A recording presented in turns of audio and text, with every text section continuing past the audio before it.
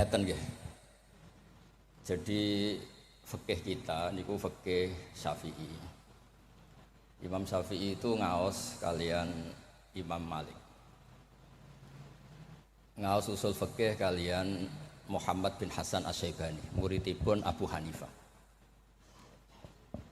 Niki penting kersane sanad terjaga. Teng mriki riyen wonten Ki Bisri, murid saking Ki Khalil Harun.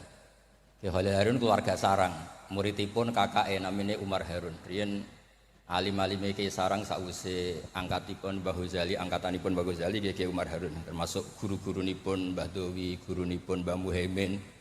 Santen keluarga kula Lasem nate ngaos Mbah Umar Harun, termasuk buyut kula kandung namanya Mbah Dimyati. Lalu ini alhamdulillah wau Kiai Marzuki mon panjang lebar rangno fikih. Dan alhamdulillah tuduhannya selalu gak sah. Nggih. Kula matur alih Gus Samtong, Kiai Marzuki senane gak ngesano sembelian, kula bagian sing ngesano. Karena kalau ndak ada khilaf itu kasihan umat. Kalau umat ini ndak ada khilaf itu jadi repot. Sebab itu teng pondok-pondok diajarkan kitab namine Mizan Kubro, wonten kitab Qalyubi Umairah. Itu logika yang dibangun itu kecuali mut'ah. Kalau mut'ah itu kita sepakat haram semua. Karena kalau kamu tidak mengharamkan malah kemecertok kepingin. Jadi haram mawon lah. Ngeten kalau logika yang di kitab Mahalli. Ini kitab kesukaan keluarga sarang. Di Dualiyah pasti diajarkan kitab Mahalli. Misalnya dabihah atau masalah salam, masalah sujud. Itu mesti ada kaul awal, kaul sani, kaul salis. Dan itu ada pandangan yang nggak bisa dibantah. Misalnya sujud. Sujud itu ya normalnya ya umur itu an asjuda ala sapati azumin. Saya diperintah Nabi ini sujud melibatkan 7 anggota. Al-jabhah wal yaden wal rukbaten wal kodamen. Sudah 7 kan? Tapi Imam Syafi'i itu sempat ngeper itu ya mulai ragu. Wayah tamilu kata beliau, ikhtimal juga yang syarat pokok itu jabhah. Karena Nabi pernah berdoa itu sajadalaka wajhi, bukan sajadalaka wajhi wa yadi wa rukbati wa kodami. Tapi saya sepakat sama Ki Marzuki, nak sampean kemen sah mujma'alah anut Ki Marzuki. Nek sampean kepengin dadi ki sing apian anut kula. Terus kula baleni nek kepengin mesti sah niku anut Kiai Marzuki. Nek aku pengen dadi kiai apian anut kula. Kiai apian kuwi model dongane Allahumma illam akun ahlan an ablugha rahmataka fa rahmatuka ahlun an tablughun. Karena kalau fikih ini tidak dikhilafkan, apalagi kalau kita ngaji Sawi, tafsir Sawi. Itu Jalalan dikarang oleh orang Syafi'i tapi disarai oleh orang apa? Al-Maliki. Itu sudut pandangnya luas sekali. Oke, saya ulang lagi, sudut pandangnya luas sekali. Dan kita misalnya semua di sini termasuk Mbah Mus, sanadnya itu sama. Karena indukan di sini itu akhirnya kita ngambil Mbah Hasyim. Mbah Hasyim sejarah yang mudah ditulis niku ngaos kalian Kiai Mahfud Termas. Kiai Mahfud niku riyen ngaos kalian Sohibul Ana Said Abi Bakar Sato. Wau Kiai Fakih Miftah niku keluarga saking Mbah Mas Kumambang niku riyen nggih radi rivale Kiai Hasyim. Terus Kiai Fakih niku penentang Mbah Hasyim dalam bab kentongan. Terus sing Mbah Hasyim nate berpikir harame kentongan, sing Mbah Fakih bilang kentongan niku napa? Halal. Padahal itu Rois Am kalian wakil satu. Akhirnya lucu.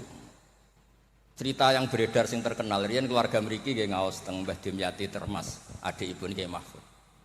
Niku cerita yang terkenal itu Kiai Hasyim mau rawuh ke Termas semua kentongan disembunyikan termasuk beduk. Mbah Hasyim sempat GR, wah bagus-bagus anut mazhabku.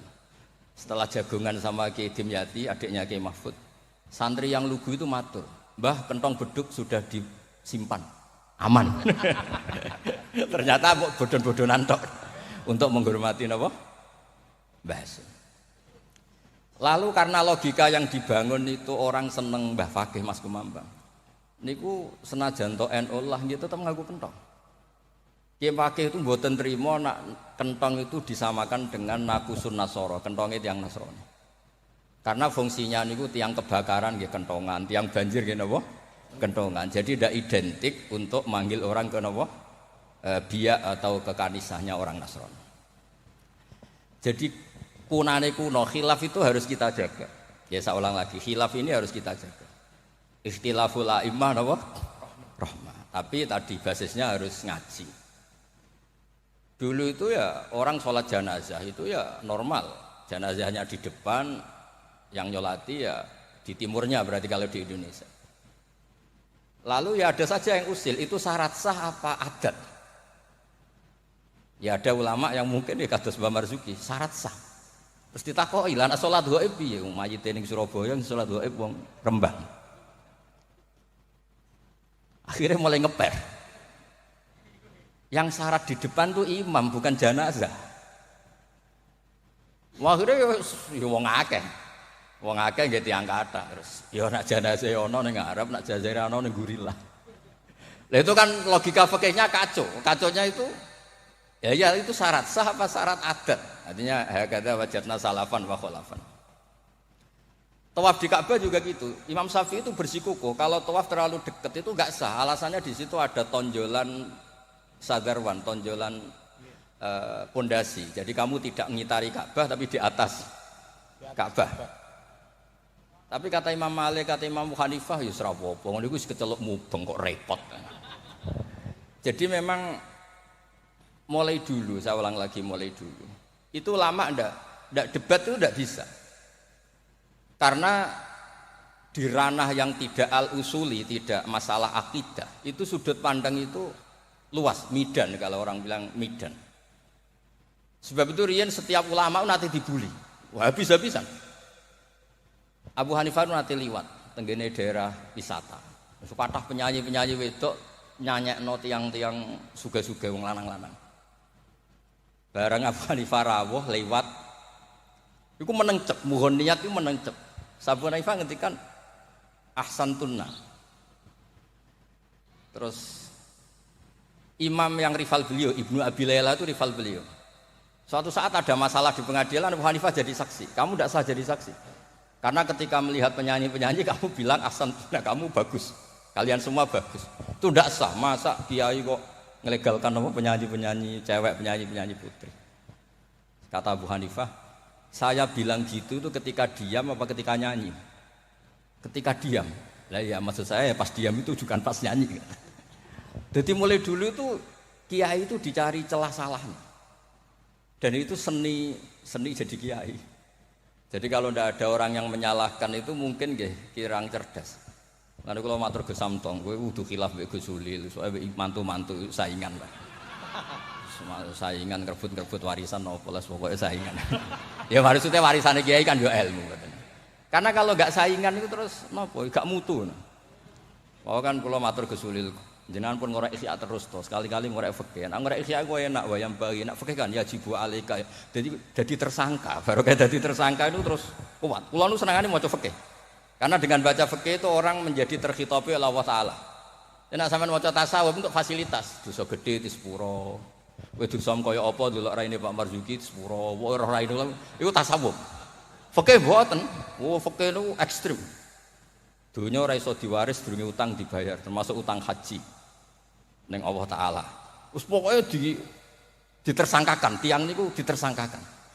Ora kober. Benten nak ngaji tasawuf. Makanya terus kula niku nak sakniki kan tasawuf itu beredar di mana? Kula ora disusah. Iku golek para pangeran, apa golek terapi.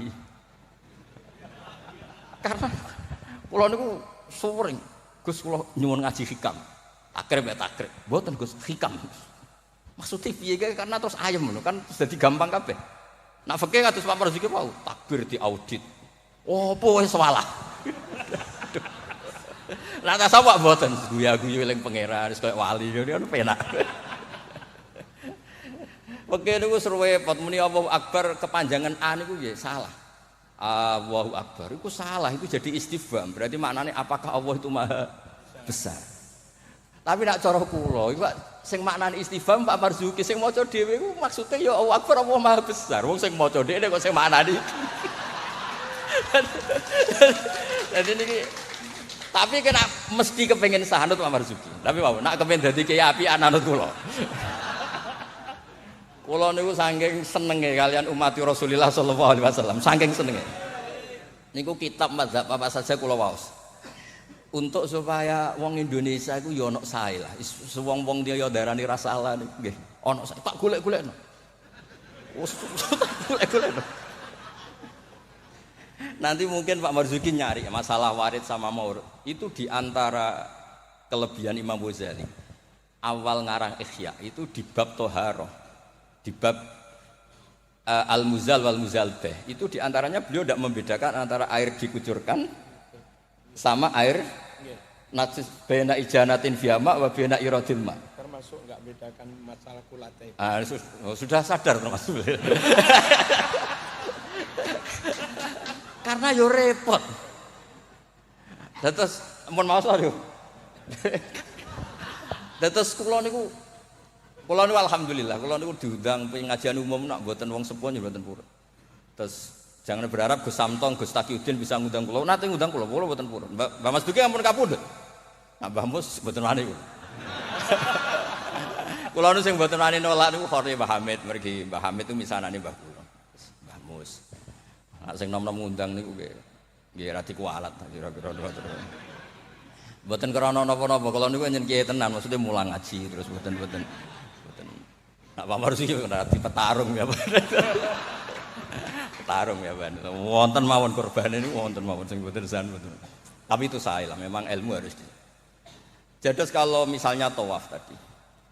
Tawaf itu banyak ulama yang mengatakan betul bimanzilati sholat, tapi ya tidak se-ekstrim banget kayak sehingga Said Muhammad itu punya bab namanya tawaful haid. Tawaful haid, tawafnya orang yang haid. Padahal tawaf itu kan harus suci. Tapi masalahnya kadang pas dia haid, pas harus tawaf nopo? Ifadah. Itu banyak ulama yang mengatakan ya sudah tawaf saja. Tapi nunggu waktu yang mepet. Nah, karena mepet ini penting untuk ilah hadid darurat. Nah, ternyata beliau juga sudah baca, tapi beliau tadi gak mau cerita. Senengane ku delok wong wedok sing kata aurati lho, kok iso roh lho. Kula niki nggih wae niki ngaji rilek mawon nggih. Kula pancen kula niku bapak kula niku seksine nggih Mbah Mus, bapak kula niku seneng guyon. Bapak kula pesen hak kena ngaji ku guyon. Wong ning omah wis mikir utang, mikir macam-macam. Lho bareng ngaji kok mbok teror gak sah niku. Sakake maksudnya niku. Rai-rai bingung niku kan pun kathah. Dadi ngaji wis guyon, santai mawon. Tapi mboten tasahul. Saya ulang lagi tidak tasahul. Ada dua orang itu sering naudzubillah ya, sering selingkuh, nakal lah. Ya nasabnya agak jelas namanya orang nakal. Ini cerita di kitab Mizan Kubro. Setelah dengar kabar orang itu sampailah datang ke Rasulullah. Ya Rasulullah kita berdua ini sudah nikah. Itu Nabi jawabnya itu qad kharaja min sifahin ila nikahin. Ini sudah keluar dari status perzinaan menuju apa? Nikah. Dan Nabi tidak bahas masa lalunya. Sehingga dalam tradisi Jawa itu di fikih wali itu anut Syafi'i, tapi orang ngungkit itu anut Hanafi. Maksudnya gini, produk putri yang tidak dari nikah sah itu kan tidak bisa intisab ke bapaknya. Jadi di bab ini anut Syafi'i, si bapak ilegal ini tidak sah jadi apa? Wali. Tapi mengapresiasi nikah bagaimanapun itu cara keluar dari sifat, keluar dari status perzinaan. Satu-satunya cara misalnya gini, hari Ahad itu masih selingkuh, sekali malam Senin itu nikah, berarti status baiknya adalah qad kharaja min sifahin ila nikah. Jadi ilmu itu banyak dan sudut pandang itu banyak, karena ya tadi fikih itu masalah furu'iyah. Ada ulama yang agak kritis, tapi ya gimana gitu. Misalnya begini, pelanggaran tertentu itu sanksinya itqu raqabah, memerdekakan budak. Kalau tidak bisa lagi begini, terakhir puasa 2 bulan. Nah ulama ini ngerti si pelanggar ini raja kaya raya. Tujuan sanksi itu kan memperberat. Kalau disuruh merdekakan budak gampang sekali karena dia orang kaya, maka sanksinya langsung disuruh puasa 2 bulan. Alasannya yang namanya sanksi itu yang kira-kira orangnya itu kapok. Ini kalau sekedar terkait uang, itku rokobah itu gampang sekali. Apalagi kalau misalnya mun ngantum mriku mawon ben gak kulino ngaji mangan pun. Itu mungkin aniku sampun. Sama lagi, misalnya di kafaratul qotli yang khotok atau kafaratul yamin. Fakafaroti tamu asyaroti masakina seterusnya atau apa sajalah. Kan biasanya kafarah itu sosial dulu. Saya ulang lagi, biasanya kafarah itu sosial dulu, merdekakan budak. Jadi budak itu kan tidak enak betul.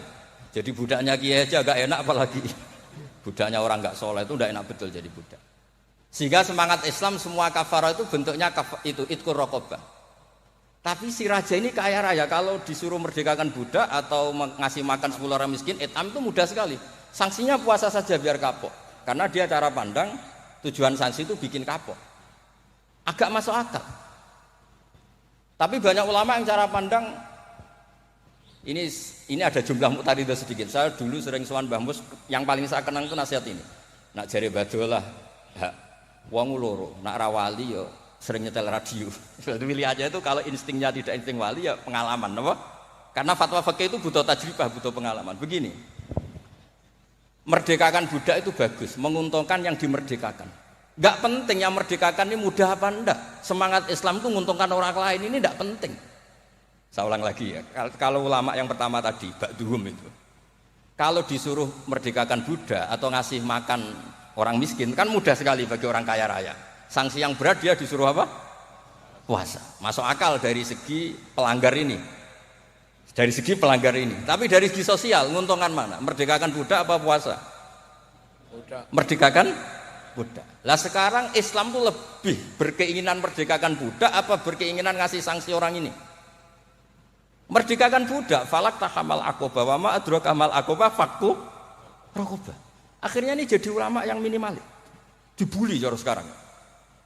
Makanya kata ulama yang wali, wis ora usah dipikir urutane ning Quran ngono ya ngono ora usah dipikir. Ini jenis wali.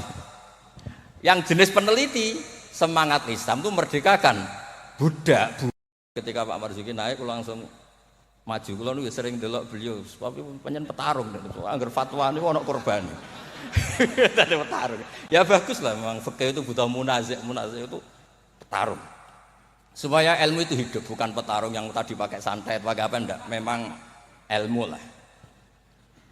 Ya dulu itu sama masih ingat debatnya Mbah Mun sama Basal itu kalau guyon gini, kiai gede nak diundang ning desa ku apike teko ta ora. Ana sing bilang ya apike teko lah sakake wong desa. Tapi survei membuktikan apike ora iku kan jobe kiai cilik. Dimbat pisan mbek kiai gede. Itu kan harus ada sudut pandang itu. Terus ada apa? Lah iya makanya kan yo rono pas orang ngaji kan iso. Sing rapas salam templek lah kok angel temen nerangno. Lho kan kalau lho kula niku ngalami, kula jare wong akeh ra kiai gedhe, nek diundang teng desa mboten purun. Tapi teng kiai desa kula sering niliki. Oh seksine kathah pangeran lah, nek kurang akeh. Kurang top, kula ayu sen akbaru syahadah seksine pangeran.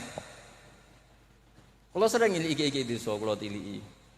Termasuk nyuwun sewu kadang kula betani terjemah UI, kula sukani Ibris, kula sukani terus kula sukani kitab-kitab akidah Mbah Sakur akidah. Karena tadi, nah aku teko muludan ning desa, kas musolae muk pira. Terus digo nyangoni kiai ketua Tanfid Jawa Timur. Oh, iku ngentekno kotak yakin. Iku ra merakyat iku.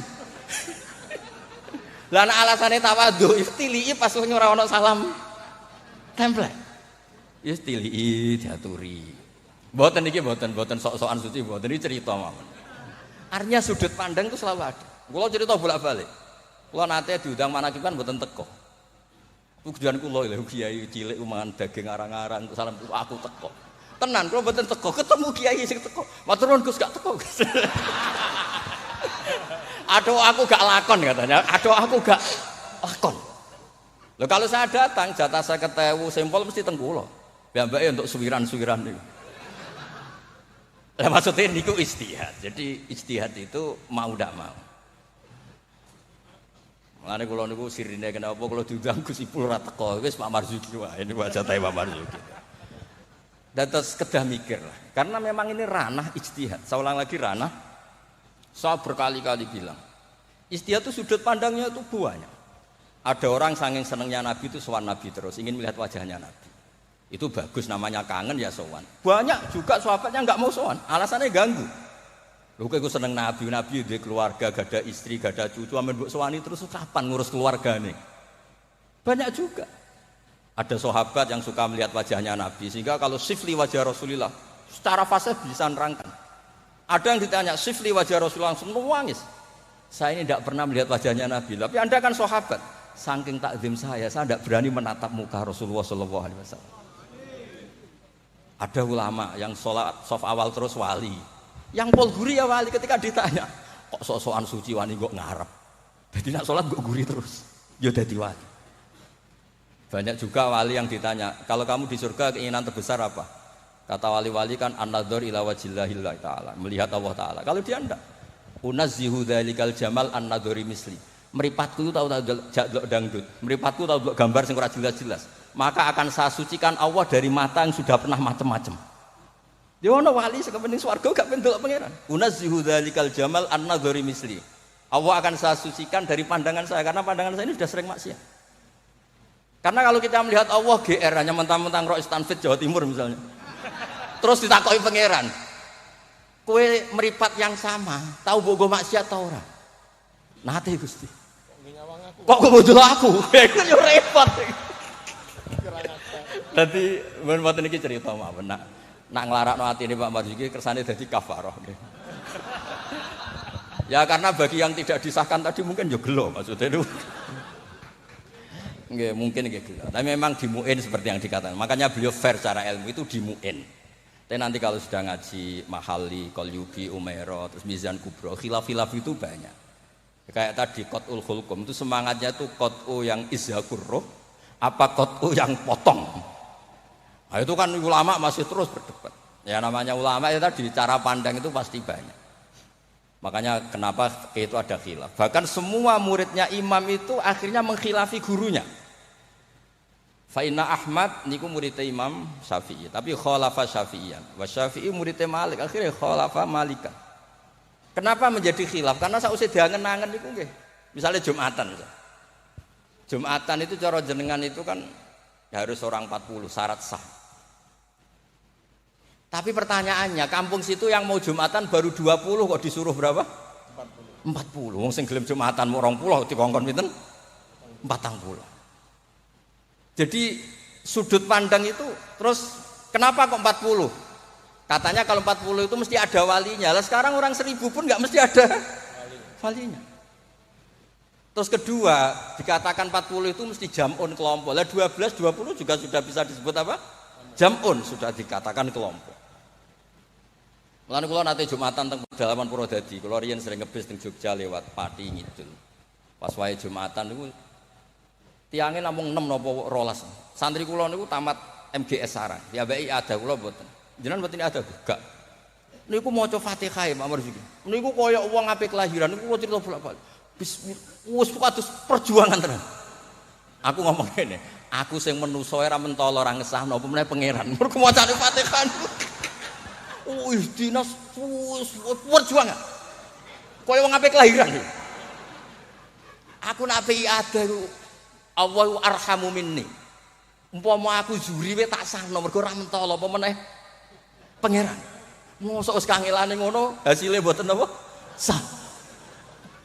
Mboten iki cerita mawon mengke penantang fakihnya anak badhe ngendikan nggih monggo. Karena ini agak dolim saya, karena kan saya kedua. Tapi enggak apa-apa nanti Mbah Mus mesti pareng kok kalau jenengan bantah saya lagi enggak apa-apa. Tapi kok ngarepe pangeran duet malah dubat lagi nanti. Nah debat malah ngarepe pangeran kadose menang kula karena kebetulan secara status niku wong sing mai Quran, ahlul Quran, ahlu wa khassatu. Kayaknya saya agak spesial lah teng mriku nanti. Terus ilmu itu harus tadi saya ulang lagi. Karena kalau pertanyaan itu bisa mujab, bisa nafi. Saya ulang lagi, pertanyaan itu bisa mujab, bisa nafi. Misalnya begini Pak Marzuki, dibalik pertanyaannya. Wong sing isane salat mok ngono, iku apike salat apa ora salat? Dibalik pertanyaan. Ndak ini MC-nya maaf ya, nanti setelah ini Pak Marzuki lagi terus saya ndak akan bantah lagi. Karena saya ini wong legowo lah. Mbok beliau ngadili kayak apa saya insya Allah ya ndak mandi, nggak ngefek. Cara kula wong partai politik loyalis saya terlalu fanatik. Nggak ngefek. Pertanyaannya jadi balik. Dhisik ceritane Wali Songo iku salat sementing salat rubuh gedang lah. Ya saya ulang lagi, orang yang belum bisa sholat sempurna itu apik sholat apa mboten? Sholat. Sekarang dibalik Pak Marzuki. Orang yang baca Fatihah tidak benar, kita bisa mentakhrij, takhrij itu cari solusi. Anggap saja itu wiridan. Kalau Fatihah kan wajib pakai tajwid. Tapi kalau dianggap kalimah thayyibah, kan kalau orang tidak mampu Fatihah kan penggantinya itu Enggak niat mau Quran. Enggak niat mau Quran. Setuju nggih? Dihitung aurat mawon pengganti Fatihah sehingga tidak harus pakai apa? Tajwid. Maksudnya boleh, wae kalau ini punya ngapian, mun tak golek-golekno. Tapi ampun mut'ah loh, kalau mut'ah mang kula sepakat lah. Kalau yang ngoten-ngoten niku pun kula niku apian, mun bab ngoten niku apian. Kula niku sinau niku tenanan, kula nak sinau nganti nangis. Lho kula niku nyuwun sewu niku mboten sombong.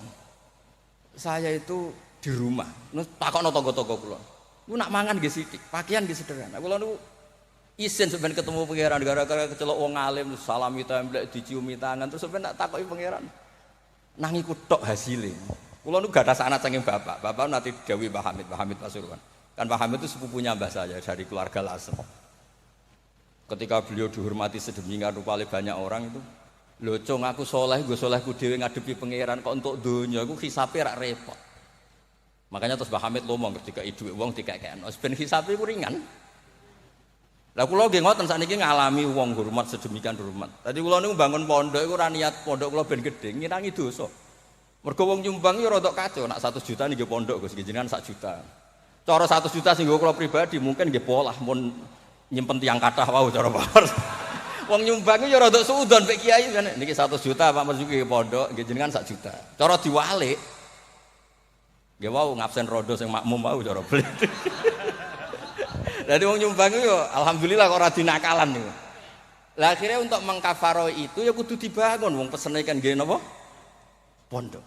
Jadi mulane sirrul ulama, rahasiane ulama itu bangun pondok pancen ngilangi dosa. Pancen kan nganggo pondok. Lah nek simpen kan suatu saat kamu tergoda. Gua ayo apa-apa ya bareng gitu. Nah, terus menyangkut tadi yang madhep ngalor tadi Pak Marzuki. Kita yang orang NU kan sering dikritik mereka bahwa Rasulullah itu idan sorofa min sholati itu akbala ali nabi wajhi. Memang akbala nabi wajhi. Jadi kalau versi mereka benar-benar menghadap ke timur. Terus kiai kita kompromi, ya sora madhep wetan tapi madhep ngalor. Ya resikonya tadi pelengahan tadi. Itu saya tahqiq baca di Fathul Bari di sarahnya Bukhari. Filosofi Nabi menghadap ke andekan di Indonesia ke timur. Kalau konteks Indonesia ke timur itu untuk memaklumatkan kalau sholatnya sudah selesai. Jadi sebetulnya itu bisa diganti gerakan apa saja yang memaklumatkan kalau sholat itu sudah apa? Selesai. Takutnya Nabi ada orang yang iktamma bihi walam yadri annahu qad qada sholata. Takutnya itu ada orang makmum ngiranya Nabi fi sholatin ternyata sudah ada sholat. Berarti apa? Makmum ini rabtus sholatihi biman laisa fi sholatin. Berarti makmum ini menggantungkan sholatnya sama orang yang sudah tidak sholat. Misalnya begini, andaikan Nabi tetap posisi tahiyat akhirah madeg ini. Nabi tentu khusyuk anteng. Terus Gus Samton datang, ngiranya saya masih 100 makmum. Usolli apa makmuman. Padahal hakikat saya sudah tidak sholat. Berarti apa? Menggantungkan sholatnya, diikatkan sama orang yang sudah tidak. Nah karena Nabi takut seperti itu, beliau menunjukkan satu gerakan fisik yang menunjukkan kalau beliau sudah tidak sholat. Makanya sirinya kiai-kiai alim itu kalau misalnya nggak merubah posisi karena sanad torekohnya gitu, bilang astagfirullahnya mesti kenceng. Bersalam astagfirullah. Karena ini untuk memaklumatkan ini sudah ada sholat. Ya clear nih. Maksudnya itu pentingnya ngaji tenanan, maca kitab tenan. Kulo nak diundang tiyang nak mboten pernah sepuh tak anggap haram tenan. Mboten haram tenan. Karena yang belum diundang pun kata lah sudah lah. Kalau yang sing sinau tenanan sudah bisa dihitung dengan jari. Jelas termasuk kula lah, mboten niat sombong termasuk kula. Nah Gus Samtong ora percaya saingan mboten apa. Mau ge cocokan wae kula. Ora apa Gus, bisa wajir. Nak tengen kula tak kei kitab. Mboten nate kula tangkleti iki mantune Mbah Mun semari dasi gedhe, pokoke kok takon ngaji wis kula cucu-cucu Basim banyak ngaji saya mboten nate kula tangkleti macam-macam.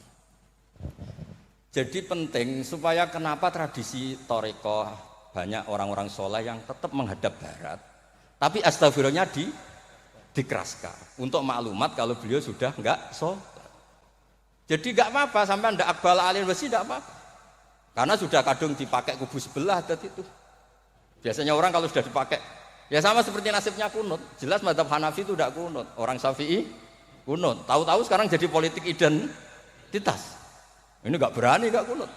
Bisa dicoplok dari tanfidiyah kalau bilang. Meskipun ngajinya kunut itu sunat, tapi ngalang-alai wajib itu politik identitas. Berisiko betul. Makanya pernah Allah Ta'ala disifati aja nggak terima pernah. Assalamualaikum warahmatullahi ta'ala wabarakatuh. Ada ta'ala, padahal ta'ala maknanya moho luhur. Mubalek berikutnya karena tidak ormasnya tidak sama. Assalamualaikum warahmatullahi tanpa ta'ala wa barakatuh. Wong kok hasute ngono, wong apa disifati ta'ala kok ndak terima. Assalamualaikum warahmatullahi tanpa ta'ala wa barakatuh. Jadi kalau nuruti kelompok itu nggih ngoten niki pun napa nggih petarung yang baik pun napa pembanding yang baik ya. Niki kula sudahi mungkin ambek badhe bantah nggih monggo dan saya tidak akan bantah lagi. Nggih pokoke kula suwun perilaku yang salah dibenerin sesuai dawuh Pak Marzuki, tapi nak kadung kowe ra iso. Tak golek-golekno dalil. Wes aku nak ketemu Nabi nu tiyang sae. Nabi nak ngendikan wong dosa ngene elek, Tapi Nabi yo ngendikan syafaati li ahlil kabair min mati. Yo nyalahno tapi nek kadung salah yo disyafaati. Ora kadung salah dibles. Assalamualaikum warahmatullahi wabarakatuh.